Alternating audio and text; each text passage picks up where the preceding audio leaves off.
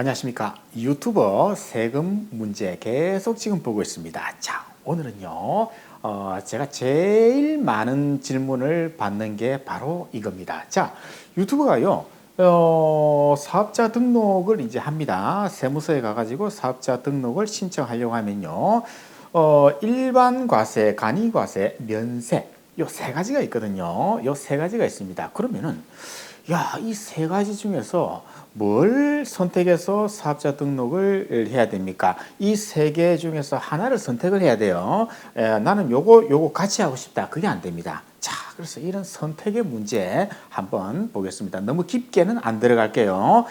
뼈대만 한번 심플하게 한번 가보겠습니다. 자, 우리가 유튜버를 지금 시작을 했습니다. 유튜브 시작했습니다. 그러면요, 영상을 갖다가 일정 주기에 맞춰서 업로드를 계속 하고 있죠. 그래서 계속 반복적으로 영상을 업로드하고 있고 계속 반복적으로 구글로부터 또는 다른 데로부터 수입이 발생을 하고 있다. 그러면은 개인 사업자라 그랬습니다. 사업자예요. 따라서 사업자 등록을 해야 된다. 이렇게 말씀드렸습니다. 사업자 등록. 그러면요, 우리가 이제 사업자 등록을 하려고 세무서 가면요, 개인으로 할 것이냐, 법인으로 할 것이냐, 이 두 가지를 선택할 수 있는데, 일단 법인은 생각하지 않겠습니다. 이건 거의 없습니다. 개인은 우리가 처음 시작하는데, 아니, 이 내 채널이 뜰지 안 뜰지 알 수가 없잖아요. 그러니까 법인을 만들면 이 설립 비용이 들어갑니다. 4, 50만 원 처음부터 돈이 있어야 되고요. 그래서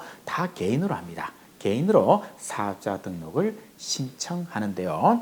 자, 그런데요, 이게 또 과세가 있고 면세가 있습니다. 크게 나누면 과세, 면세가 있고요. 과세는 일반, 간이 이 두 가지로 또 구분이 됩니다. 따라서 우리가 최종적으로는요, 일반 과세를 할 것이냐, 간이 과세를 할 것이냐, 면세 사업을 나는 신청을 할 것이냐, 이 세 가지 중에서 하나를 선택을 해야 됩니다. 자, 그럼 그 중에서 과세, 면세 이걸 한번 구분을 해보겠습니다. 알기 쉽게 설명드릴게요. 자, 뭐냐면요, 먹방 유튜버입니다. 나는 먹방 유튜버로서 오늘 촬영은요, 햄버거를 갖다가 한 50개를 사고 콜라를 갖다가 한 10개를 사가지고 오늘 먹방을 할 겁니다. 자, 그러면요. 자, 콜라에 한번 초점을 맞춰볼게요. 콜라를 한번 볼게요. 코카콜라. 자, 그러면요, 내가 먹방 유튜버가 슈퍼마켓 또는 마트에 가가지고 2,000원짜리 콜라를 하나 사면서 200원을 더 줘야 됩니다. 이게 뭐냐면요, 부가가치세입니다. 모든 소비에는 소비세가 있습니다. 부가가치세는요, 소비세라고 합니다. 소비세. 물건을 사면은 거기에 물건 값의 10%를 부가가치세라는 이름으로 슈퍼마켓 주인한테 줘야 됩니다. 따라서 나는 2,200원을 갖다가 슈퍼마켓 주인한테 줍니다. 그럼 이 슈퍼마켓 주인은요, 나한테서 받은 부가가치세를 꿀꺽하면 안 돼요. 요 2,000원은 사장님 매출이니까 꿀꺽 해도 되지만은 이 200원은요, 고의 간직하고 있다가 사장님이 부가세 신고할 때 바로 마트 사장이 국세청에 200원을 납부를 합니다. 자, 왜 그런가 하면요, 이건 과세 사업자. 마트 주인은 과세 사업자입니다. 과세 사업자라고 가정을 해볼게요. 그러면요, 과세 사업자는 소비자한테서 물건값의 10%를 부가세를 갖다가 징수, 즉 뺏어 온다 이 말이죠. 징수하여 이걸 갖다가 부가세 신고할 때 국세청에 세무서에 200원을 납부를 하는 구조입니다. 따라서 물건값의 10%를 갖다가 과세 사업자는요, 물건값의 10%를 부가세로 소비자로부터 징수해야 된다. 이게 과세 사업자. 그런데 면세 사업을 보면요, 대표적인 게 수산물, 생선. 이 아저씨한테 이 생선을 사가지고 내가 고등어를 사가지고 고등어 요리를 쫙 해가지고 먹방을 한다. 그러면 이제 수산센터에 가가지고 고등어 한 마리 사겠죠. 그럼 2,000원 주고 샀는데 200원 부가세를 이때는 안 냅니다. 왜? 면세니까. 면세 말 그대로 부가가치세를 면제해주는 사업자 대말입니다. 그래서 이 아저씨는요, 수산물 파는 아저씨는 무슨 시장 가면은 무슨 센터, 무슨 상해 이런 상으로 수산물 파는 사람 있잖아요. 이런 사람들은 전부 다 면세사업자, 면세입니다. 따라서 부가세 없습니다. 이 사람들은 부가세 신고도 없습니다. 따라서 면세 물건을 취급하는 사람은 이 사람들은 면세사업자고 부가가치세를 징수하지도 않고 부가세 신고도 하지 않습니다. 따라서 면세사업자는요, 부가세하고는 아무런 관련이 없습니다. 아무 관련이 없습니다. 자, 그러면 이제 큰 줄기 잡았습니다. 뭐 이건 참고로 면세사업자는요, 대표적인 게 수산물, 그 다음에 소고기, 돼지고기, 닭고기, 이런 축산물, 그리고 채소, 그죠? 요런 걸 갖다가 파는 사람들은 전부 다 면세사업자입니다. 따라서 요런 분들은 시장에 가가지고 정육점 아저씨한테 부가세 신고하십니까? 하면은 no, 안 한다 그럴 거예요. 그래서 이걸 바로 면세사업자가 되겠습니다. 이건 참고로 말씀드릴 거예요. 자, 그래서 과세와 면세 구분했죠. 과세사업자, 면세사업자는 부가가치세 자체가 없더라. 부가세 신고도 없더라. 과세사업자는 내가 물건을 팔면은 10% 부가세를 징수해서 납부를 국가에 갖다 바치는구나. 그게 큰 차이. 그것만 봤을 때는 면세가 좋네. 그죠? 왜? 부가세를 신경 쓸 거 없잖아요. 부가세를 신경 쓸 게 없으니까 야, 그러면 이게 면세가 더 좋은 거네. 맞는 말일 수도 있고 아닐 수도 있고. 요거는 나중에 사례를 한번 만들어 볼게요. 그렇게 하면 이제 확실히 알 거예요. 자, 어쨌든 일반 간이, 이번에는 이걸 한번 볼게요. 일반 간이, 즉 과세사업자 중에서도 또 일반 과세, 간이 과세로 또 구분을 합니다. 아유, 복잡해. 뭘 이렇게 복잡하게 국가는 만들었을까? 자, 그러면요, 일단 일반 과세사업자입니다. 요 사람 일반 과세사업자는요, 부가가치세를 징수하여 신고 납부를 합니다. 1년에 2번 합니다. 상반기 6개월치를 7월 25일까지 신고하고 하반기 6개월을 갖다가 그 다음에 1월 25일에 신고합니다. 2번 신고해야 돼요. 1년에 2번 신고하니까 조금 번거롭다, 그죠? 조금 귀찮다, 그죠? 그런데 우리가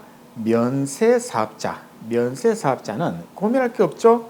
이런 거 없습니다. 그죠? 부가세 신고도 없어요. 부가세란 말이 존재하지 않습니다. 그래서 면세사업자가 조금 더 편한 것처럼 보일 수도 있습니다만은 장단점이 분명히 존재합니다. 그건 나중에 하고요. 일단 큰 줄기만 봤습니다. 자, 일반 간이, 이걸 한번 구분해 볼게요. 일단 일반 과세 사업자는요, 마찬가지로 1년에 2번 부가세 신고를 해야 되죠. 여기까지는 문제 없죠. 근데 간이 과세자는요, 말 그대로 간이 그죠? 심플하다 이겁니다. 1년에 한 번 합니다. 언제? 1년치를 전부 다 모았다가 그 다음에 1월 25일 날 신고를 딱 한 번 하면 됩니다. 그런 면에서는 간이 과세자가 일반 과세 사업자보다 훨씬 좋은 거네. 맞을 수 있습니다. 좋을 수 있습니다. 상당히 일리 있는 얘기예요. 상당히 절차가 간단하기 때문에 좋을 수도 있습니다. 자, 그러나 차이점이 분명히 있습니다. 이건 다음 시간에. 자, 어쨌든 세금을 한번 볼게요.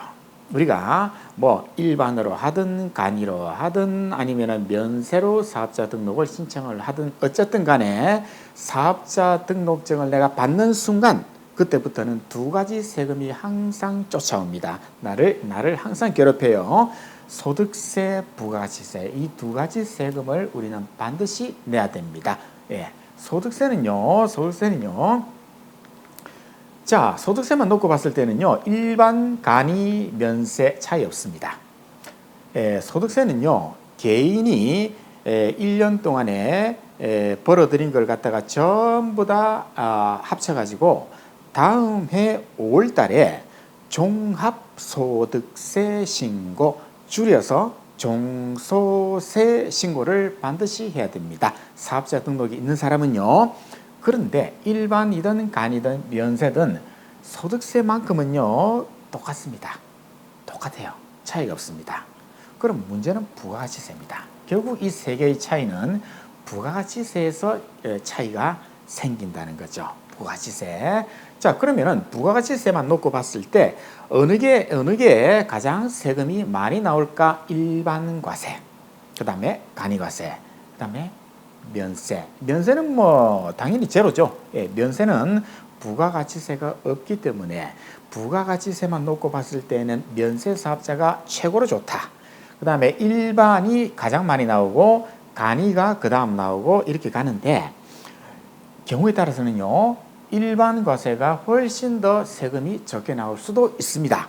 예, 이건 사례를 만들어 가지고 다음에는요 사례를 하나 탁 넣어 가지고 한번 심플하게 한번 보여드릴게요.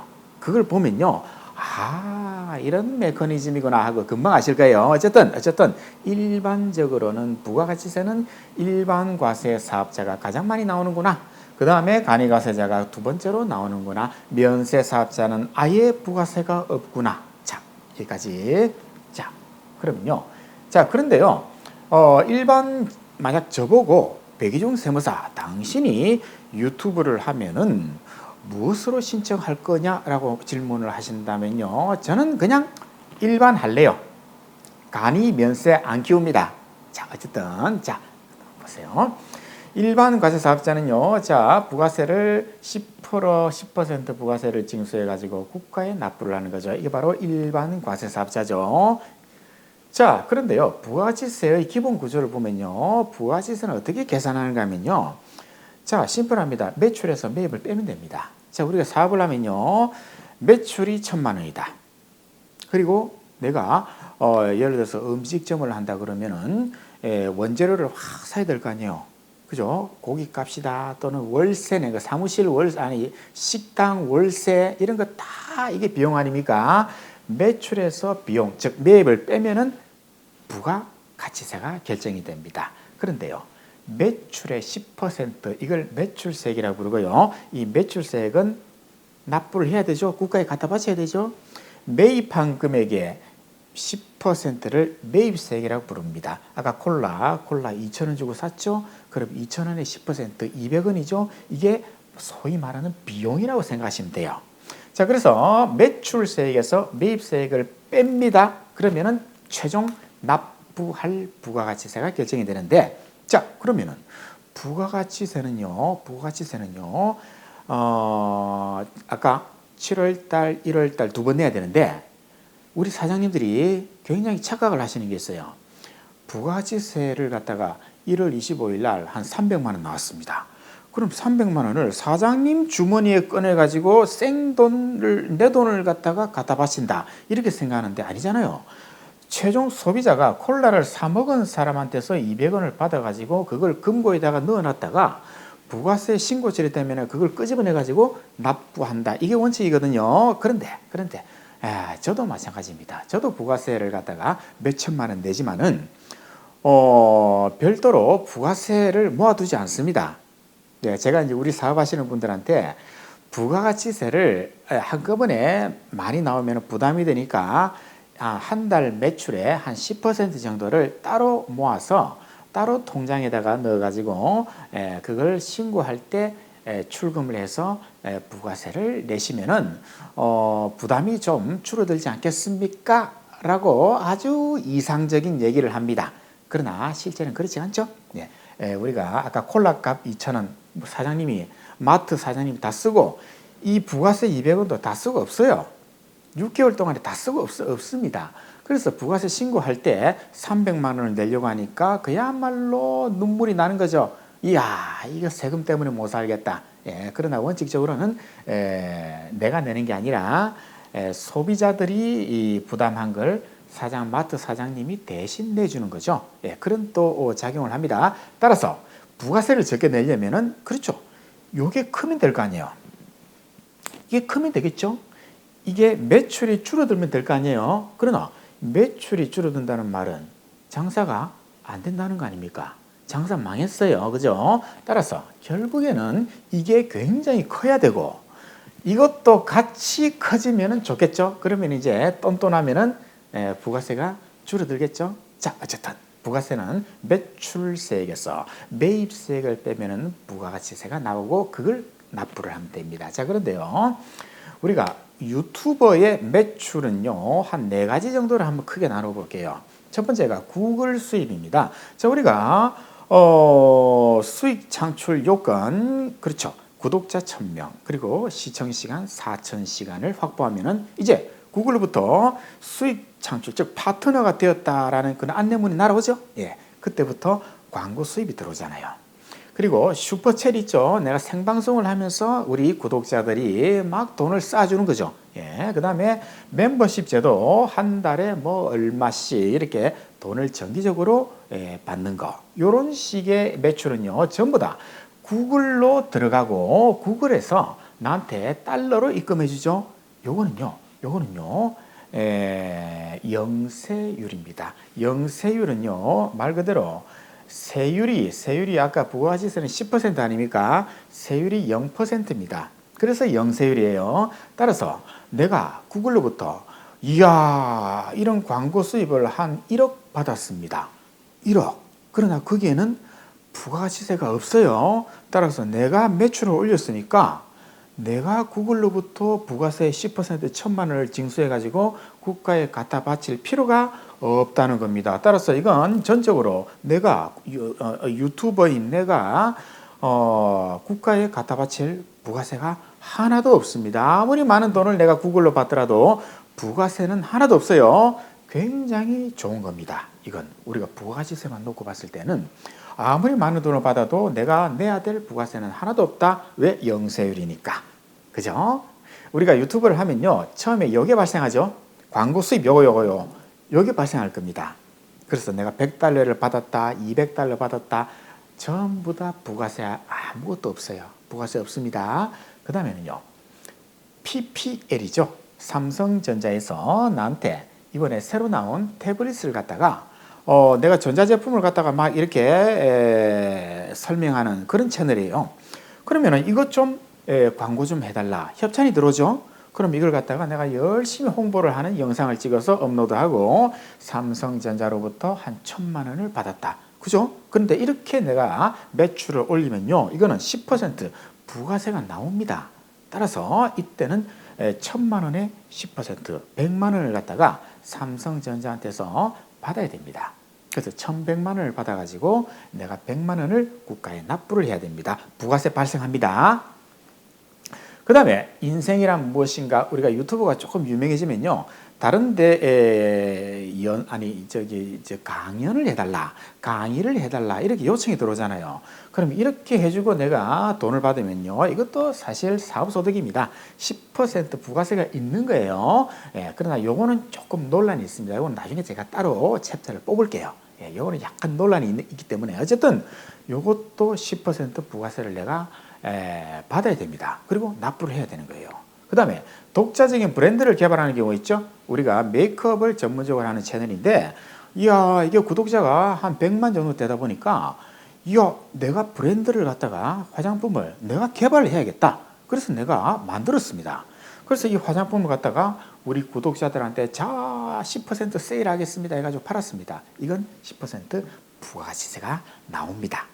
따라서 요거는 10% 부가가치세를 소비자로부터 받아가지고 납부를 해야 됩니다. 자, 이상 네 가지 매출을 설명드렸어요. 유튜버가 발생할 수 있는 대표적인 네 가지 매출입니다. 자, 그럼 예를 들어서 PPL을 보겠습니다. PPL 매출은 10% 부가세를 갖다가 삼성전자로부터 내가 받아가지고 부가세 신고할 때 납부를 해야 되죠. 그럼 매출세액이 발생하죠. 거기다가 아까 코카콜라 하나 사 먹은 거, 그죠? 요거는 200원 매입세액이죠. 그럼 여기를 빼면은 나머지 금액이 나오면은 이걸 납부를 하면 되는 거죠.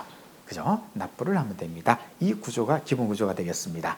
자, 그런데 만약에 내가 요런 매출이 하나도 없고 오로지 나는 구글로부터 받는 광고, 슈퍼챗, 멤버십 요거밖에 없다. 다른 매출 아무것도 없어요. 삼성전자에서 1억을 주고 PPL 광고 좀 만들어 달라. No, 나 안 할 거예요. 나 싫어요. 오로지 나는 구글로부터 받는 이것만 있다. 그러면 영세율이잖아요. 영세율이죠. 영세율. 자, 이렇게 되면요. 매출세액이 구글로부터 받는 거는 영세율이니까 제로. 매입세액은 콜라 200원. 마이너스 하면 어떻게 됩니까? 마이너스 200원이 생기죠. 환급이 발생합니다. 환급이 발생해요. 국가에서 나한테 200원을 돌려줍니다. 그죠? 따라서 구글로부터 들어오는 매출 수입만 있는 사람이라면은 무조건 그죠? 매입세액이 발생할 거니까 내가 먹방을 하는데 짜장면을 갖다가 한 30만 원치 주문했다. 그러면은 10% 3만 원을 갖다가 33만 원을 만리장성에다가 지급을 하죠. 내가 주죠. 그리고 3만 원은 여기 3만 원 돌려받잖아요. 마이너스.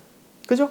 예. 그렇기 때문에 환급이 발생을 하는 구조입니다. 자, 그래서 내가 만약에 구글로부터 들어오는 매출만 있다. 그러면요. If I were you. 제가 영어 시간에 이 문장을 기억하고 있습니다. 가정법 과거. 그죠? 내가 만약 당신이라면은 백의종 세무사, 당신은 어떻게 할 거냐? 저는 당연히 일반 과세 사업자로 신청을 해가지고 무조건 이렇게 환급 돌려받을 것만 있다. 얼마나 좋습니까? 얼마나 좋습니까? 그죠?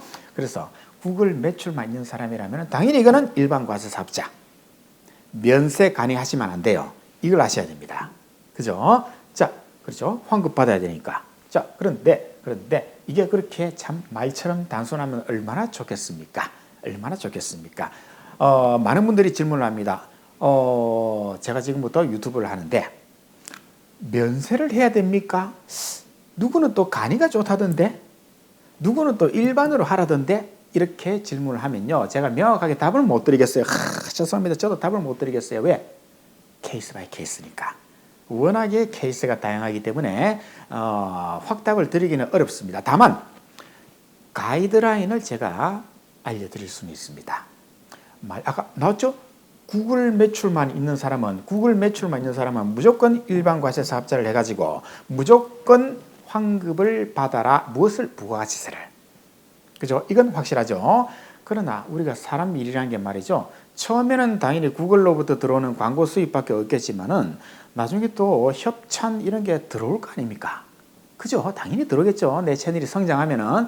그러면 당연히 그때는 매출세 발생하죠.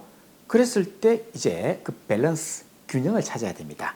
영세율 매출하고 구글로 들어오는 매출하고 PPL 매출을 비교해 가지고 이제 판단을 하는 그런 작업을 해야 됩니다. 어쨌든 오늘은요 큰 줄기만 봤습니다. 큰 줄기. 자, 면세사업자는 부가세 신고 아예 없다.